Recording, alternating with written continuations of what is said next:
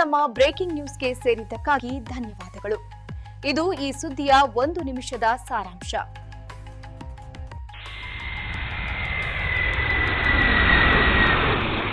ನಮ್ಮ ವಿಮಾನ ನಿಲ್ದಾಣಗಳ ಭದ್ರತೆ ಹಾಸ್ಯವೇ? ದೆಹಲಿ ವಿಮಾನ ನಿಲ್ದಾಣದಲ್ಲಿ ನಡೆದ ಈ ಆಘಾತಕಾರಿ ಘಟನೆಯು ಕೆಲವು ಗಂಭೀರ ಪ್ರಶ್ನೆಗಳನ್ನು ಹುಟ್ಟುಹಾಕಿದೆ. ಭಾನುವಾರ ಕುಂದೂಜ್ನ 13 ವರ್ಷದ ಅಫ್ಘಾನ್ ಬಾಲಕನು ಕ್ಯಾಮ್ ಏರ್ ವಿಮಾನದ ಲ್ಯಾಂಡಿಂಗ್ ಗೇರ್ನಲ್ಲಿ ಅಡಗಿ ಕುಳಿತು ಕಾಬೂಲ್ನಿಂದ ದೆಹಲಿಗೆ ಪ್ರಯಾಣಿಸಿ ಪವಾಡ ಸದೃಶವಾಗಿ ಬದುಕುಳಿದಿದ್ದಾನೆ. ವಿಮಾನದ ಸಿಬ್ಬಂದಿ ಅವನನ್ನು ಓಡುದಾರಿಯಲ್ಲಿ ಓಡಾಡುತ್ತಿರುವಾಗ ಕಂಡುಕೊಂಡರು.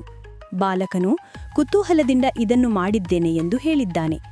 ಈ ಅಸಾಮಾನ್ಯ ಕಥೆಯು ಒಂದು ಪ್ರಮುಖ ಭದ್ರತಾ ಲೋಪವನ್ನು ಎತ್ತಿ ತೋರಿಸುತ್ತದೆ, ಆದರೆ ಒಂದು ದೊಡ್ಡ ಪ್ರಶ್ನೆಯನ್ನು ಹುಟ್ಟುಹಾಕುತ್ತದೆ. ಒಬ್ಬ ಅಪ್ರಾಪ್ತ ವಯಸ್ಕ, ಒಬ್ಬ ಅಕ್ರಮ ಪ್ರಯಾಣಿಕ ಇಷ್ಟು ದೊಡ್ಡ ಅಂತಾರಾಷ್ಟ್ರೀಯ ವಿಮಾನ ನಿಲ್ದಾಣದ ಎಲ್ಲಾ ತಪಾಸಣೆಗಳನ್ನು ಹೇಗೆ ತಪ್ಪಿಸಿಕೊಳ್ಳಲು ಸಾಧ್ಯವಾಯಿತು? ಆ ಬಾಲಕನನ್ನು ನಂತರ ಕಾಬೂಲ್ಗೆ ಹಿಂತಿರುಗಿಸಲಾಯಿತು. ನೀವು ನಮ್ಮ ಸುದ್ದಿಯ ಸಾರಾಂಶವನ್ನ ನೋಡ್ತೀರಿ. ವಿವರವಾದ ಇದು ಕೇವಲ ವರದಿಗಾಗಿ ವಿಚಿತ್ರ ದಯವಿಟ್ಟು ಸುದ್ದಿಯಲ್ಲ, ಈ ಸುದ್ದಿ ಇದು ಒಂದು ವಿವರಣೆಯನ್ನ ದೊಡ್ಡ ಓದಿ. ಭದ್ರತಾ ಅಪಾಯ. ಈ ಘಟನೆ ಭಾನುವಾರ ಸೆಪ್ಟೆಂಬರ್ 21ರಂದು ಕ್ಯಾಮ್ ಏರ್ ವಿಮಾನ RQ4401 ದೆಹಲಿಯ ಇಂದಿರಾ ಗಾಂಧಿ ಅಂತಾರಾಷ್ಟ್ರೀಯ IGI ವಿಮಾನ ನಿಲ್ದಾಣಕ್ಕೆ ಬೆಳಗ್ಗೆ 11 ಗಂಟೆ ಸುಮಾರಿಗೆ ಬಂದಿಳಿದಾಗ ಸಂಭವಿಸಿತು. ಅಫ್ಘಾನಿಸ್ತಾನದ ಕುಂದೂಜ್ ನಗರದ ಮೂಲದ ಈ ಬಾಲಕನು ಕಾಬೂಲ್ ವಿಮಾನ ನಿಲ್ದಾಣಕ್ಕೆ ಪತ್ತೆಯಾಗದೆ ನುಸುಳಿ ನಂತರ ತಾನು ಕುತೂಹಲದಿಂದ ಇದನ್ನು ಮಾಡಿದ್ದೇನೆ ಎಂದು ಅಧಿಕಾರಿಗಳಿಗೆ ಹೇಳಿ ವಿಮಾನದ ಹಿಂದಿನ ಕೇಂದ್ರ ಲ್ಯಾಂಡಿಂಗ್ ಗೇರ್ ವಿಭಾಗಕ್ಕೆ ಹತ್ತಿದ್ದಾನೆ. ಇದು ವಿಮಾನದ ಚಕ್ರಗಳನ್ನು ಇರಿಸುವ ಸ್ಥಳವಾಗಿದೆ. ಇನ್ನೂ ಆಘಾತಕಾರಿ ವಿಷಯವೆಂದರೆ ತನ್ನೊಂದಿಗೆ ಒಂದು ಸಣ್ಣ ಕೆಂಪು ಆಡಿಯೋ ಸ್ಪೀಕರ್ ಅನ್ನು ಮಾತ್ರ ಹೊಂದಿದ್ದ ಬಾಲಕನು ಸುಮಾರು 2 ಗಂಟೆಗಳ ಈ ಪ್ರಯಾಣದಲ್ಲಿ ಬದುಕುಳಿದಿದ್ದಾನೆ. ವಾಣಿಜ್ಯ ವಿಮಾನಗಳು 30,000ದಿಂದ 40,000 ಅಡಿ ಎತ್ತರದಲ್ಲಿ ಹಾರುತ್ತವೆ. ಅಲ್ಲಿ ತಾಪಮಾನವು -50 ಡಿಗ್ರಿ ಸೆಲ್ಸಿಯಸ್ಗೆ ಇಳಿಯಬಹುದು ಮತ್ತು ಆಮ್ಲಜನಕ ಇರುವುದಿಲ್ಲ.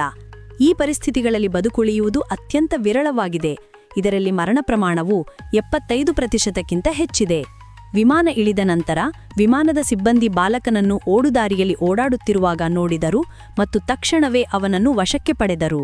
ನಂತರ ಅವನನ್ನು ಕೇಂದ್ರ ಕೈಗಾರಿಕಾ ಭದ್ರತಾ ಪಡೆಗೆ ಹಸ್ತಾಂತರಿಸಲಾಯಿತು ಮತ್ತು ವಿಚಾರಣೆಗಾಗಿ ಟರ್ಮಿನಲ್ 3ಕ್ಕೆ ಕರೆದೊಯ್ಯಲಾಯಿತು.